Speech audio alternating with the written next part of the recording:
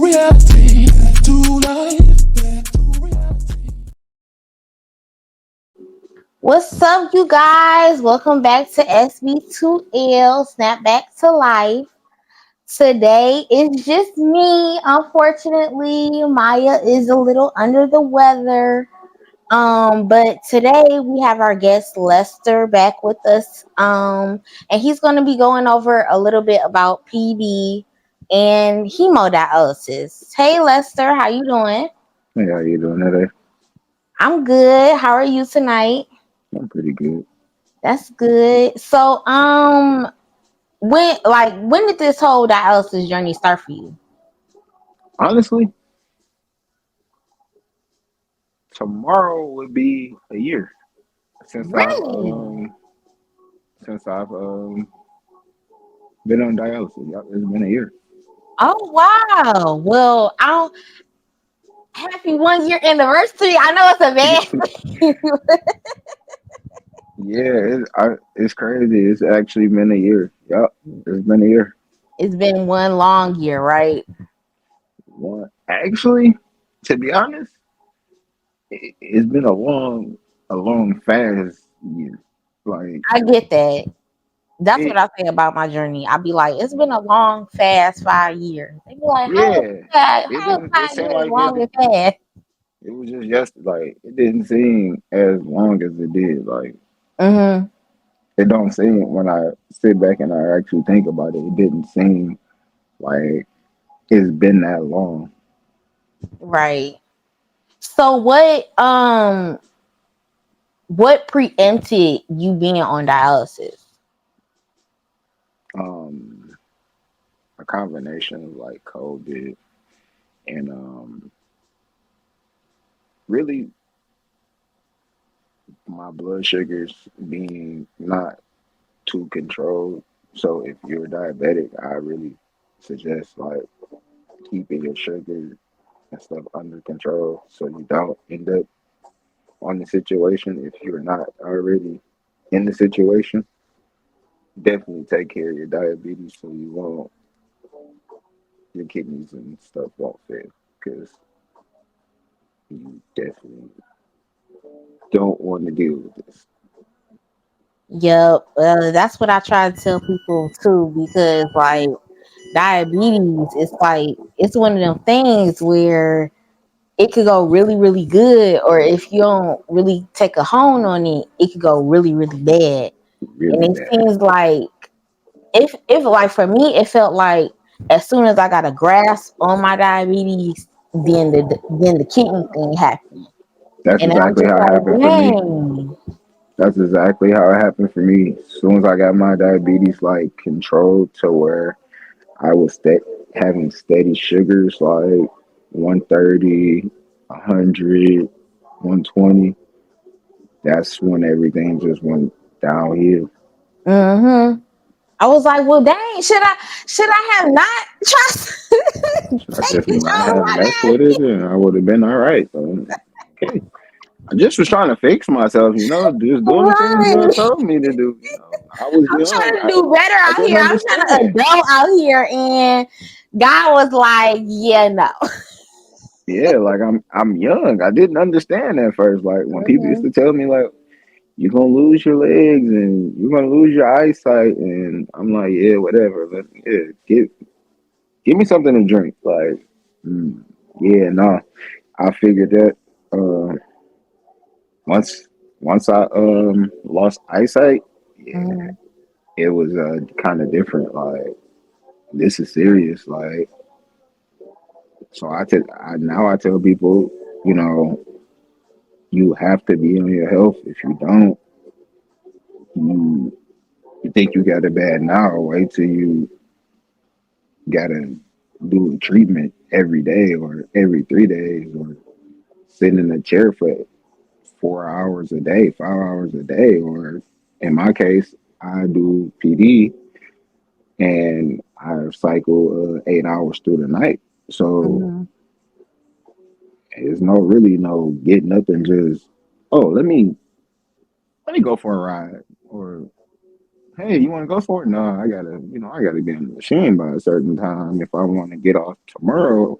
on time to do something during the day. If I don't set up right now, then I'll be all day tomorrow, and I won't have nothing to do during the day because I'm gonna be On the tired cycle out. there. Yeah, Right. and Yep. manuals is a whole different beast in itself because that's every 4 hours, and if you somebody like me to get to doing stuff, it kind of it slip your mind like, oh man, it's been 4 hours already. Oh, let me go and set this stuff up. Yeah, you be forgetting, and then like the manuals, like when I was on the manuals, I kind of like being on the manuals because on the cycle, I just was just so uncomfortable. But it was like you said, you get to getting busy and doing something. I'm like an hour, hour and a half away from the house, and it's been 4 hours already. And it's just like, what do I do? It's to the Right? point where I had to start like packing supplies in my car. And then, like, if I was closer to my grandmother's house or if I was closer to my mother's house, I would just drain and then refill there. Yeah, and then but that and the only reason why I didn't like manuals, I'm kind of like I overthink things. So Mhm.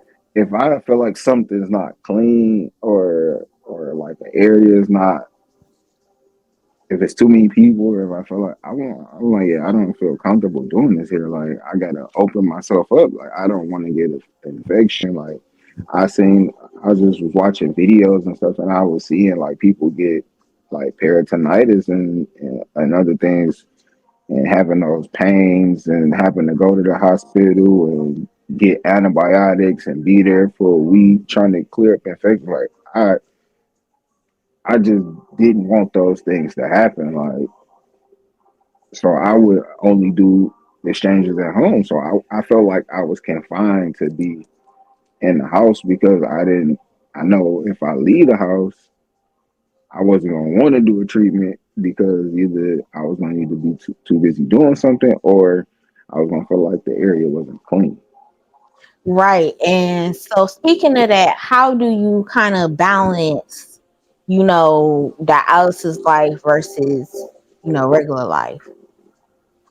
I'm really, honestly, I still haven't really got a set schedule with it. Since I'm not working, I try to get on around 8 or 9, and I usually get off around 7 in the morning, 6 in the morning. Or if I'm having a real lazy day, and I was like, all right, well, I might set up at 10:30, 11 o'clock, and I might just get some. It just depends on like how I feel. Like some days you might get off and you might feel up to doing something. You might want to go run a mile, and then some days you want, hey, well, I'm gonna just lay here, wake me up on the next day, and it's the next day because it's something. Some days you just feel drained, but I actually like this better than going to in center. I When I used to be in center, I felt more. I didn't have as much energy like doing hemo. I didn't have as much energy. I would leave treatment and I would feel lagged for like 2, 3 days. And then my next treatment, then I feel lagged again. Then when I finally felt better, it's time for treatment again, and I'm getting it sucked right back out of me. Like so, I felt like this was the better option for me because it wasn't dealing with the blood. I felt like when I was doing with the blood, like my blood pressure would drop every day. Like I was having low blood pressures or I have a high blood pressure. And then it'd be high, and then I do treatment, and then it's under, and I'm feeling lethargic and can't walk. So I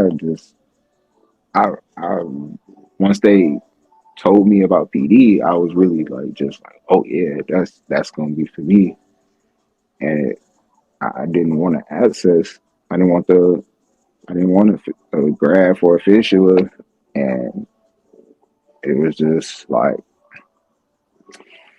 PD it is. Yeah, I feel you. Like when I started, I went on PD because like they told me how I could still work and how it was like a more healthier option because I'm young and how it's less stressful on the body and stuff like that. But my PD experience was not the best. It was very traumatic for me and my family. And then like it happened like when I got diagnosed, it was like right before COVID. So it was like I got diagnosed, I started PD, and then like that January the world got shut down. So it was kind of like, okay, I'm basically staring at my four walls all day, you know. Um and then I kind of got like stuck and sick of that cycle. And unfortunately, my PD catheter got infected because I got COVID real bad. And then when I was in the hospital with COVID, it kind of just it got infected. So I was just kind of like, okay, when they put that chest catheter in me for the hemo, I was just like, yeah, I think I'm gonna just do hemo because the PD was just it wasn't working in my favor. It wasn't like with all the complications I was having, like I get that PD gives you a little bit more energy, but with all the complications I was having with the PD, it was like one was outweighing the other. So I just was kind of like, yeah, I'm over it. And then like with hemo, it took me a while to adjust. Like I do still have those times where like my blood pressure tanks and then I'm like lethargic afterwards. But honestly, for me, the hemo is like I get it's hard going into the center 3 times a week, and then on top of that, it's hard adjusting to like your blood pressures and all those other symptoms as far as the hemo. But I feel like once you get in a groove and once you kind of know like, all right, my feet been down too long, I need to put them up, you know what I'm saying? Yeah, Or like for me, the biggest thing for me is my blood sugar drops. So no matter what kind of treatment I'm doing, like the PD or the hemo, my blood sugar always drops. So if I know, okay, I've been on the machine for 2.5 hours, I need to eat me a snack. You yeah. know, whereas like the PD, I was just like sleeping through the night. So it's kind of like I couldn't catch, things. Where it's like with the hemo, I can kind of catch it because I'm in a chair for 3.5 hours, but I'm aware of what's going on, you know. So it was kind of a little bit better for me. And then like I feel like once you get adjusted with the hemo, you kind of have like I call them like spurts of energy. It's not like how with the PD you just like when you up in the morning you up, it's kind of like you got like a window of opportunity with the hemo. You know what I'm saying? Nah, I'm. Um, so it's just like you gotta take the opportunity when it comes to when I after I get out of my chair like around like I get out for like 3 something, I'm home by like 4. Between like 4 and 6, I'm up. I'm going to the store. I'm cooking something. I'm doing laundry, and then after that 6:30 marker, it's time to take a nap. It's time to take a 3-4 hour nap. But then it's like I'm up again during the night. So that's kind of the good thing too because I'm not attached to that tubing at night, like how the PD is. If I'm up at night, I can kind of do what I want to at night. I mean, I I'm usually in the house at night, so that's why it was kind of good for me because I'm usually in the house at night, and if I do need to do something, if it's not like around me or I usually have everything I need around me, so it's more, it's easier for me And then first, like being in center, I didn't. One thing I didn't like was I don't like being around a lot of different people, and Oh, okay. like get you would have one day you'll have one tag, and the next day it's another tag. I don't like it's not me being funny or nothing. It's just I certain get it. people It's take your life don't take your life as serious as you will take your life. right. And then it's especially like with this, it's like once you get used to one tech, you're like, okay, you know how to put me on, you know how to run me, you know how to do this, you know how to do that. Versus when you always got a new tech every treatment, it's kind of like now I gotta explain. It's like it becomes repetitive, and then that like for me that's annoying, because it's like you should already know this, but you Yeah, don't because I'm a new patient for you. yeah, and it was just being around other people. Then people would come in, and we all at risk. Everybody's Hmm. at risk, and some people don't take it as serious as you would take it. Like people will come in with no mask or coughing or stuff like that, and it just make you. It don't make you, especially knowing that you're already sick, and if the smallest things can make you even sicker than what you are, it's like, all right, I don't want to be around too many people. So once they told me about the PD, it was just like, yeah, I'm out of here. I gotta Yeah. go. I'm on it. Yep. As soon as y'all can set me up with the calf, sign me up, and I'm gone. Yeah, because it's like you in control of your area, of your situation. Yeah, Hmm. Yeah, and I get it. it was just better for me. Like it was just hard for me to trust people. Like dealing with the blood. Like I just had just too many different experiences. Like telling somebody like, "Oh, my blood sugar dropping," and they not taking it as serious as I'm taking it. Like, yo, I'm dropping, and me knowing me, I'm like, I'm dropping kind of fast. Like, I need something, but they're not gonna be on. They're not gonna go as fast to do it. Like, I'm about to pass out, and I need something now. Like, you like, all right, give me a minute. When I'm about to pass out, I don't think I got a minute, but okay, I'll give you a minute. Right. And then they say, "Oh, you asked for something. Oh, well, all right, I got you. Give me a minute," and never come back. And you're like, "Oh, what happened to you?" That was like 3 hours ago. I get it. I definitely get it because I mean, I haven't I have passed out at the clinic, but it was kind of like they caught it but not in time. And so but I haven't had like experiences where like the text or the care team not as diligent as like a lot of y'all say. I I just haven't. And call me lucky, call me blessed. I Yeah, don't know, but I don't know. it'd be different. Like, and that's one thing. It's crazy because I had realized like it was like I had started going in the morning because I would realize the afternoon is a whole different ball game. Like the morning shift from the afternoon shift, two different ball games. Like I don't know, it is the people on the morning shift was more like They they more was more on it.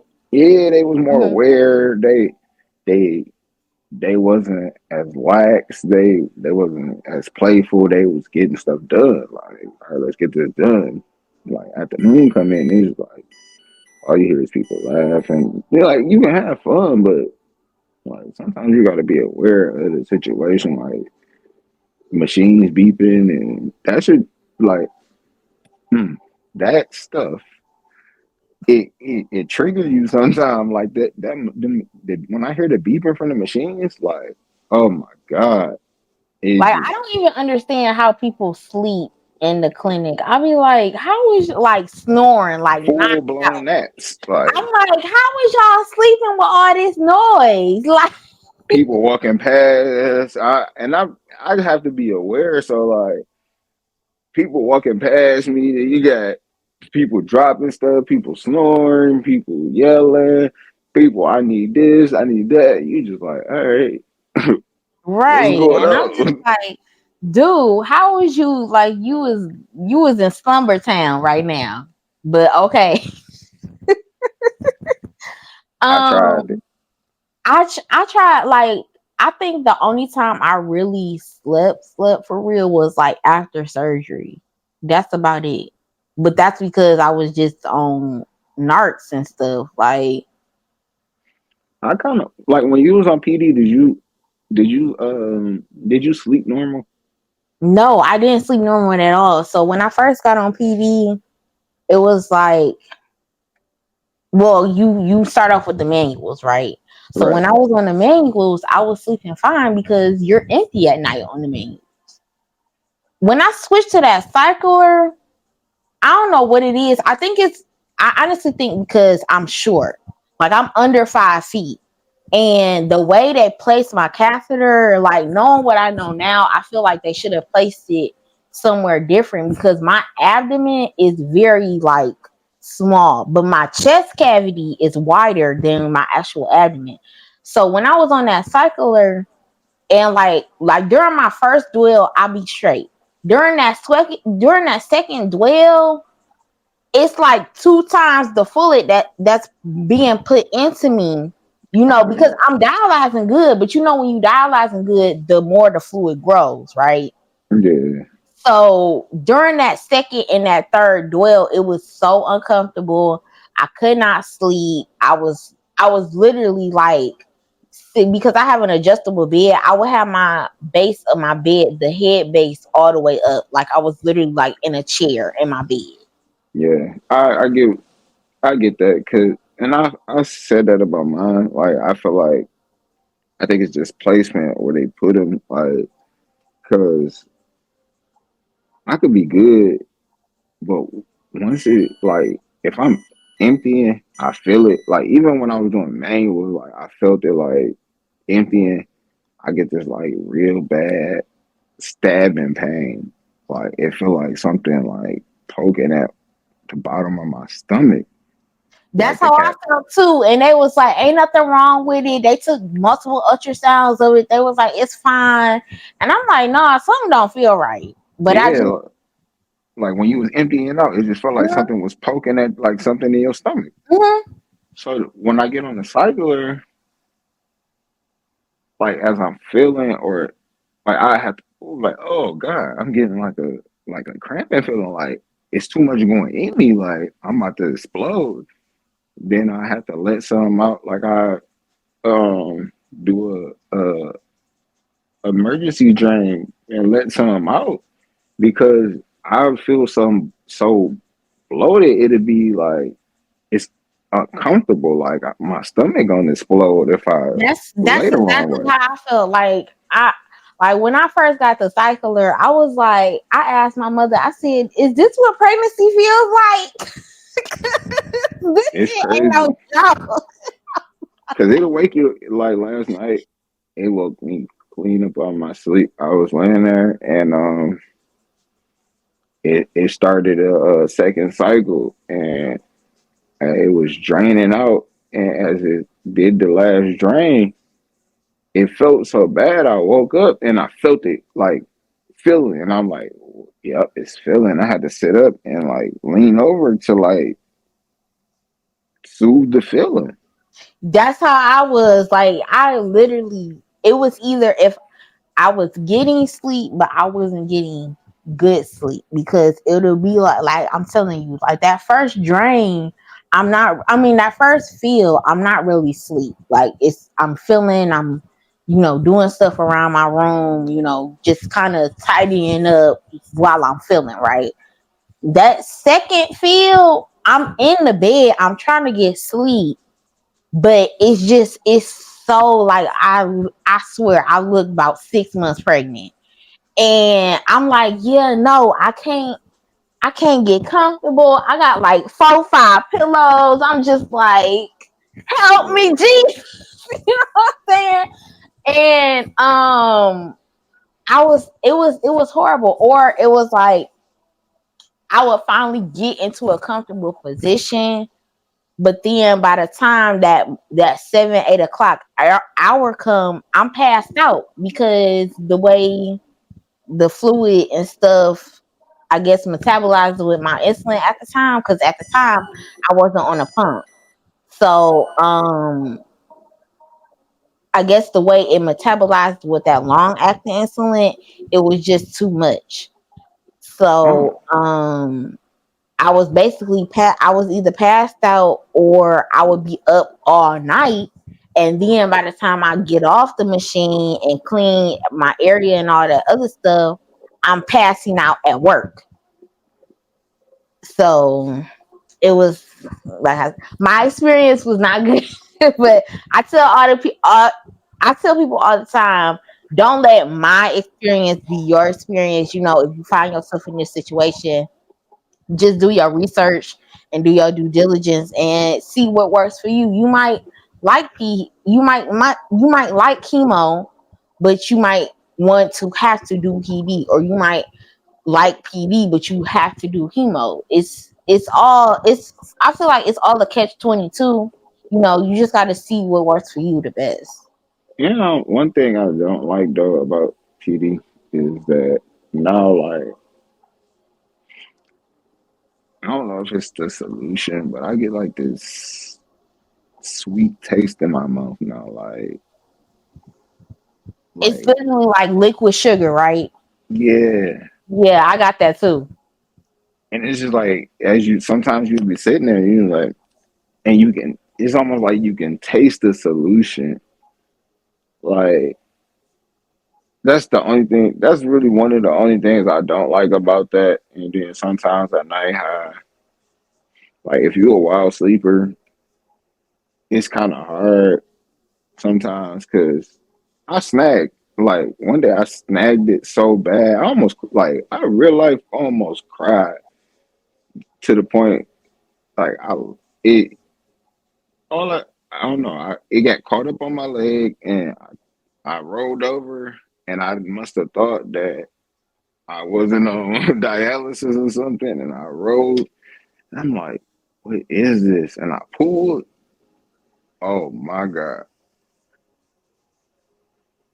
That was one Yeah. of the worst pains in the world. I used to have to put the extenders on because I'm kind of a wild sleeper. Like I can end up on one spot of the bed and end up on another spot of the bed towards the middle of the night or towards the morning. And so the nurse practitioner told me, she was like, put the extender on because you gonna snatch that thing out your body if you keep wrapping up like this. And then it was to the point where it had kind of got like a little bit inflamed, and I had went like for like my labs. No, I think I needed iron infusions, and they was just like checking to see. They was like, "What's going on with your catheter? Because it looks super inflamed." And I'm like, "Well, I kind of be tugging at it at night because I sleep well." And she was like, "Yeah, you don't need to put that extender on, because if not, you gonna end up ripping it out your body."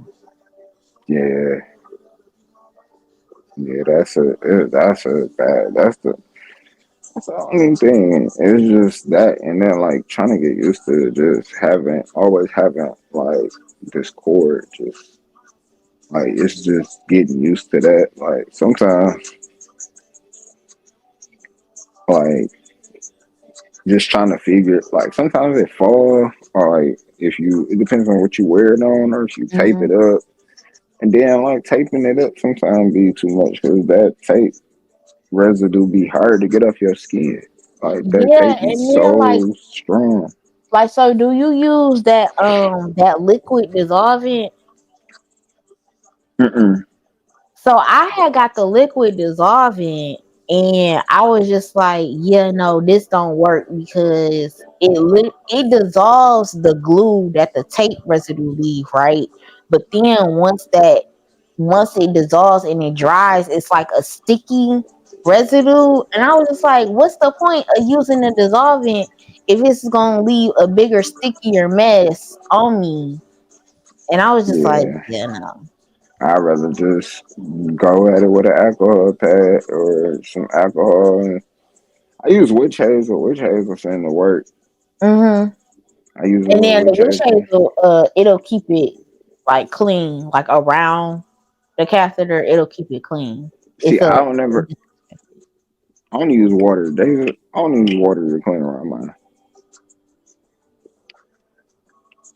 Like if I'm in the shower and I just get the towel real soapy and kind of let the soap fall down mm-hmm. and then just rinse it with water. Because they Yep, always told me not to put alcohol on it. So, and they said don't use peroxide and alcohol. So I just do it like that with the antibacterial soap yep, that's and what I do. just, I will that's what I did. I would take the antibacterial soap and I would take like one of the 2x2s and clean around it and then immediately get in the shower yep, and then just wash up. Hmm. that's how I do it. Yep. So we found out, like, how did your family take it?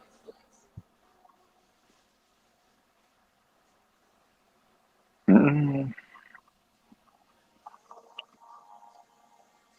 I I mean, everybody's pretty much stepped up. Because most of them do dialysis already, so they were not actually do dialysis, but work at like DaVita and other companies. Mhm.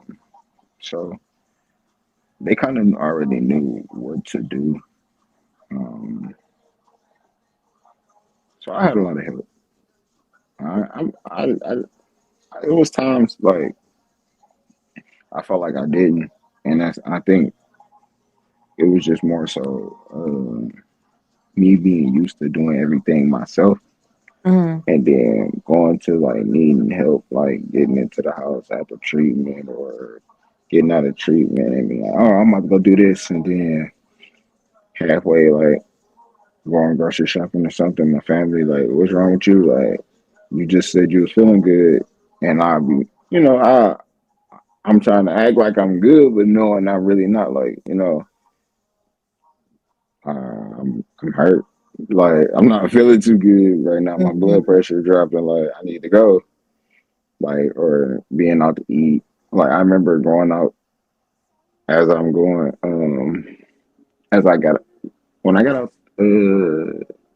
When I first got out in the hospital and I started dialysis, like my fourth treatment, third treatment, we went out to eat. It was after treatment or whatever, and kind of like crashed in my family, like, and I just felt like I don't know. You everybody say it's okay, like it's okay, but you you don't. Sometimes I feel like people don't fully understand what we go through, so they put into your shoes. Like you can say you understand, but I feel like sometimes people really don't understand like the complications and the